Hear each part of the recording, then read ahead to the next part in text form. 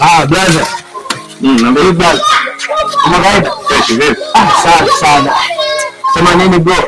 Nimekutafuta sana. Toka zamani mimi nakutafuta. Yaani siku zote nasikia sana habari zako. Na mimi najionea maisha yako bwana sio mabaya. Unaona? Sasa mimi nilikuwa nataka kitu kimoja. Unielekeze blaza, imekuwaje mpaka ukawa na pesa nyingi kama ulizokuwa nazo? Sasa mimi naomba unielekeze njia. Japo na mimi kidogo nipate na kidogo nionekane mtu katika watu. Kwa hiyo naomba unielekeze blaza, inakuwaje hapa? Ndugu yangu, pesa ni jambo rahisi sana kulipata. Alafu pesa ni ngumu sana kuipata kama hautupita katika njia zake.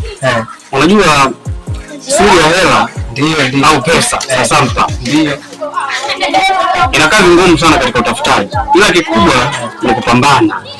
Unasikia?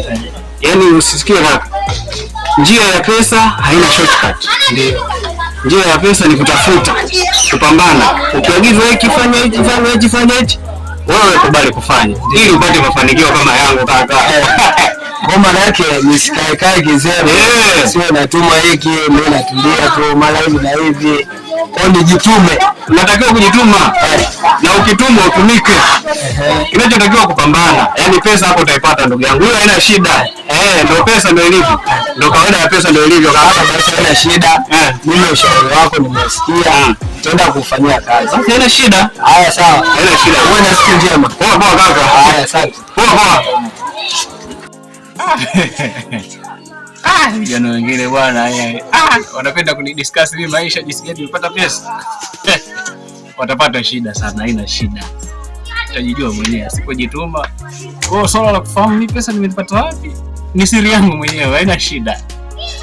Mimi na Mungu wangu naomba tumefahamu.